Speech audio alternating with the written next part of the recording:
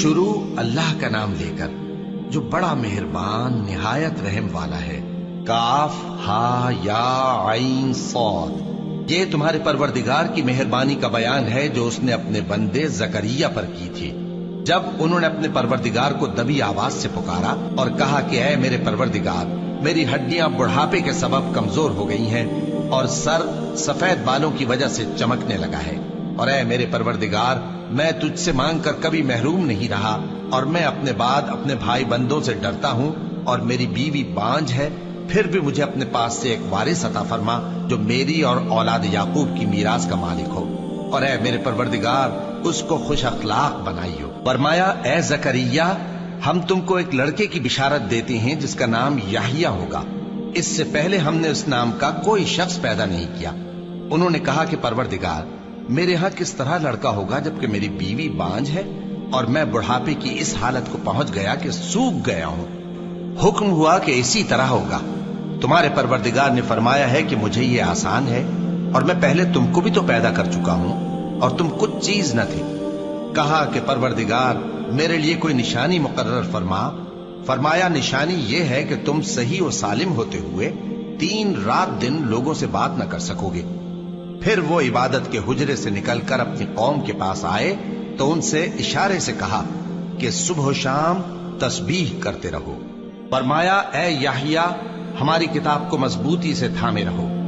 और हमने उनको लड़कपन ही में दानाई अता फरमाई थी और अपने पास से शफकत और पाकीज़गी दी थी। और वो परहेजगार थे और वो अपने माँ बाप के साथ नेकी करने वाले थे और सरकश और नाफरमान नहीं थे। और जिस दिन वो पैदा हुए और जिस दिन वफात पाएंगे और जिस दिन जिंदा करके उठाए जाएंगे, उन पर सलाम है। और किताब यानी कुरान में मरियम का भी तस्करा करो। जब वो अपने लोगों से अलग होकर मकान के मशरिकी हिस्से में चली गईं, फिर उन्होंने उनकी तरफ से पर्दा कर लिया तो हमने उनकी तरफ अपना फरिश्ता भेजा, सो वो उनके सामने एक खूबसूरत मर्द की सूरत में आया। मरियम बोली कि अगर तुम परहेजगार हो तो मैं तुमसे बचने के लिए रहमान की पनाह लेती हूँ। फरिश्ते ने कहा कि मैं तो तुम्हारे परवरदिगार का भेजा हुआ यानी फरिश्ता हूँ और इसलिए आया हूँ कि तुम्हें पाकीज़ा लड़का बख्शूं। मरियम ने कहा कि मेरे यहाँ लड़का क्यों कर होगा जबकि मुझे किसी मर्द ने बतौर शौहर छुआ तक नहीं और मैं बदकार भी नहीं हूँ। फरिश्ते ने कहा कि यूं ही होगा। तुम्हारे परवरदिगार ने फरमाया कि ये मुझे आसान है और मैं इसे इसी तरीक पर पैदा करूंगा ताकि इसको हम लोगों के लिए अपनी तरफ से निशानी और जरिया रहमत बनाएं। और ये काम मुकर्रर हो चुका है। चुनाचे वो उस बच्चे के साथ हामिला हो गईं और उसे लेकर एक दूर जगह चली गईं। फिर दर्द ज़ेह उनको खजूर के तने की तरफ ले आया। कहने लगी कि काश मैं इससे पहले मर चुकती और भूली बिसरी हो गई होती। तब उनके टीले के नीचे की जानिब से फरिश्ते ने उनको आवाज दी कि गमनाक न हो, तुम्हारे परवरदिगार ने तुम्हारे नीचे एक चश्मा पैदा कर दिया है और खजूर के तने को पकड़कर अपनी तरफ हिलाओ, वो तुम पर ताजा उम्दा खजूरें गिराएगा, तो खाओ और पियो और आंखें ठंडी करो। अगर तुम किसी आदमी को देखो तो कहना कि मैंने अल्लाह के लिए रोजे की मन्नत मानी, तो आज मैं किसी आदमी से हरगिज कलाम नहीं करूंगी। फिर वो उस बच्चे को उठाकर अपनी बरादरी वालों के पास ले आई। वो कहने लगे कि मरियम, ये तो तूने बुरा काम किया। ऐ हारून की बहन, न तो तेरा बाप ही बुरा आदमी था और न तेरी माँ ही बदकार थी। तो मरियम ने उस बच्चे की तरफ इशारा किया। वो बोले कि हम इससे कि गोद का बच्चा है कैसे बात करें। बच्चे ने कहा कि मैं अल्लाह का बंदा हूँ, उसने मुझे किताब दी है और नबी बनाया है और मैं जहां हूं और जिस हाल में हूं उसने मुझे साहिब बरकत बनाया है और जब तक जिंदा हूं मुझको नमाज और ज़कात का इरशाद फरमाया है और मुझे अपनी माँ के साथ नेक सुलूक करने वाला बनाया है और सरकशो बदबख्त नहीं बनाया। और जिस दिन मैं पैदा हुआ और जिस दिन मरूंगा और जिस दिन जिंदा करके उठाया जाऊंगा, मुझ पर सलाम है। ये मरियम के बेटे ईसा हैं और ये सच्ची बात है जिसमें लोग शक करते हैं। अल्लाह को शाया नहीं कि किसी को बेटा बनाए, वो पाक है। जब किसी चीज का इरादा करता है तो उसको यही कहता है कि हो जा, तो वो हो जाती है। और बेशक अल्लाह ही मेरा और तुम्हारा परवरदिगार है, तो उसी की इबादत करो, यही सीधा रास्ता है। फिर अहले किताब के फिरकों ने बाहम इख्तिलाफ किया, सो जो लोग काफिर हुए हैं उनको बड़े दिन यानी क़यामत के रोज हाजिर होने से खराबी है। वो जिस दिन हमारे सामने आएंगे कैसे सुनने वाले और कैसे देखने वाले होंगे, मगर जालिम آج کھلی گمراہی میں ہیں، اور ان کو حسرت و افسوس کے دن سے ڈرا دو جب بات فیصل کر دی جائے گی اور وہ غفلت میں پڑے ہوئے ہیں اور ایمان نہیں لاتے۔ ہم ہی زمین کے اور جو لوگ اس پر بستے ہیں ان کے وارث ہوں گے، اور ہماری ہی طرف ان کو لوٹنا ہوگا۔ اور کتاب میں ابراہیم کا ذکر کرو، بے شک وہ نہایت سچے تھے، پیغمبر تھے۔ جب انہوں نے اپنے باپ سے کہا کہ ابا، آپ ایسی چیزوں کو کیوں پوچھتے ہیں جو نہ سنیں اور نہ دیکھیں اور نہ آپ کے کچھ کام آ سکیں؟ ابا، مجھے ایسا علم ملا ہے جو آپ کو نہیں ملا، تو میرے ساتھ ہو جائیے، میں آپ کو سیدھی راہ پر لے چلوں گا۔ ابا، شیطان کی پوجا نہ کیجیے، بے شک شیطان اللہ کا نافرمان ہے۔ ابا، مجھے ڈر لگتا ہے کہ آپ کو اللہ کا عذاب آ پکڑے تو آپ شیطان کے ساتھ ہی ہو جائیں۔ اس نے کہا کہ ابراہیم، کیا تو میرے معبودوں کے خلاف ہے؟ اگر تو باز نہ آئے گا تو میں تجھے سنسار کر دوں گا اور تو ہمیشہ کے لیے مجھ سے دور ہو جا۔ ابراہیم نے سلام علیکم کہا اور کہا کہ میں آپ کے لیے اپنے پروردگار سے بخشش مانگوں گا، بے شک وہ مجھ پر نہایت مہربان ہے، اور میں آپ لوگوں سے اور جن کو آپ اللہ کے سوا پکارا کرتے ہیں ان سے کنارہ کرتا ہوں اور اپنے پروردگار ہی کو پکاروں گا۔ امید ہے کہ میں اپنے پروردگار کو پکار کر محروم نہیں رہوں گا۔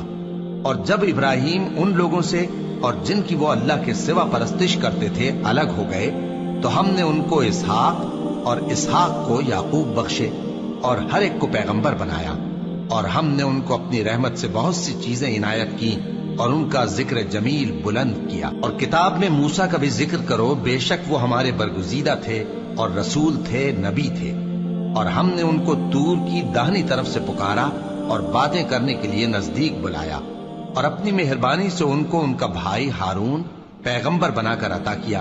اور کتاب میں اسماعیل کا بھی ذکر کرو، وہ وعدے کے سچے اور رسول تھے، نبی تھے، اور وہ اپنے گھر والوں کو نماز اور زکوٰۃ کا حکم کرتے تھے اور اپنے پروردگار کے ہاں پسندیدہ تھے۔ اور کتاب میں ادریس کا بھی ذکر کرو، وہ بھی نہایت سچے تھے، نبی تھے، اور ہم نے ان کو اونچی جگہ اٹھا لیا تھا۔ یہ وہ لوگ ہیں جن پر اللہ نے اپنے پیغمبروں میں سے فضل کیا، یعنی اولاد آدم میں سے، اور ان لوگوں میں سے جن کو ہم نے نوح کے ساتھ کشتی میں سوار کیا، اور ابراہیم اور یعقوب کی اولاد میں سے، اور ان لوگوں میں سے جن کو ہم نے ہدایت دی اور جنہیں برگزیدہ کیا۔ جب ان کے سامنے ہماری آیتیں پڑھی جاتی تھیں تو سجدے میں گر پڑتے اور روتے رہتے تھے۔ پھر ان کے بعد چند ناخلف ان کے جانشیں ہوئے جنہوں نے نماز کو ضائع کر دیا اور خواہشات نفسانی کے پیچھے لگ گئے، سو ان قریب ان کو گمراہی کی سزا ملے گی۔ ہاں، جس نے توبہ کی اور ایمان لایا اور عمل نیک کیے تو ایسے لوگ بہشت میں داخل ہوں گے اور ان کا ذرا نقصان نہ کیا جائے گا، یعنی ہمیشہ کی بہشتوں میں، جس کا اللہ نے اپنے بندوں سے وعدہ کیا ہے کہ جو ان کی آنکھوں سے پوشیدہ ہے۔